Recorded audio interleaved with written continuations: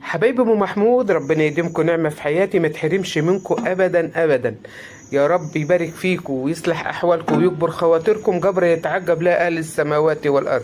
هنعمل شويه بطاطا بالتكات والحركات بتاع مطبخ ام محمود. هتستوي معاكي من غير ما تستهلكي غاز، ومن غير بس مش هتجيب اللي هي الايه اللي بيقولوا عليها الايه البيافلو ولا البلافت، بيقولوا عليها ايه؟ بيقولوا عليها ايه الكبيره دي؟ البلافلو. ايه بلافلو دي؟ التخينه قوي دي اسمها ايه؟ التخينه. مش هنجيب الكبيره، احنا هنجيبها زي اللي ام محمود اللي جايباها كده. عايز اقول لكم ده مارون جلاسيه، ده مارون جلاسيه بيتدلع مع ام محمود. هو ده هتعمليها. وخش بقى لاخر الفيديو وشيري لعيلتك واصحابك. اوعي تنسي تشيري لاصحابك وتحط اللايك الجميل اللي انا بحبه من ايديك الجميله، والكومنت اللي بيرفع معنويات ام محمود. ربنا يخليكم ليا، ما تحرمش منكم. احلى عيله واحلى اخوات، مش متابعين، لا ده انتوا اخوات ليا. هنغسل البطاطا غسله حلوه، هندلعها كده في الغسيل والفرشه بتاعه الغسيل، ونجيب صينيه. ولا بص، عايزه اقول لك هتخلي البوتاجاز شمعه، هتستوي على الشمعه، ولا هتهلك منك غاز، ولا الانبوبه هتخلص، ولا اي حاجه. وتجيبي صينيه مش متلزق ما بتلزقش، الكلام ده ما بيفرقش ايه معانا. احنا ناس عارفين شغلنا صح. المصداقيه في مطبخ ام محمود واللايك والشير.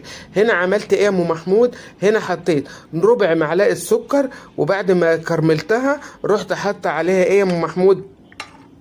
رحت حط عليها كوبايه ميه ومعلقه عسل اسود او صويا صوص الموجود عندك. لو صويا صوص هيسد، معلقه عسل اسود هيسد.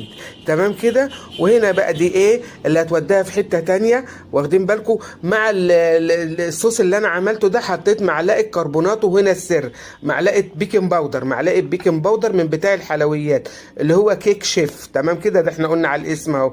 تمام. وهنروح بقى ايه بعد ما وهو بيغلي هنحطه، هيفور معاكي. شيليه على طول، اول ما يفور اول فوره روحي شايلاه، ونروح حاطين بقى على الوش زي ما انتم شفتوا كده. ونحط الفانيليا. الفانيليا بتخلي ريحتها واو جنان. شوفوا بقى وهي طالعه من البوتاجاز بقى، واو شوفوا شقناها كانت عامله ازاي.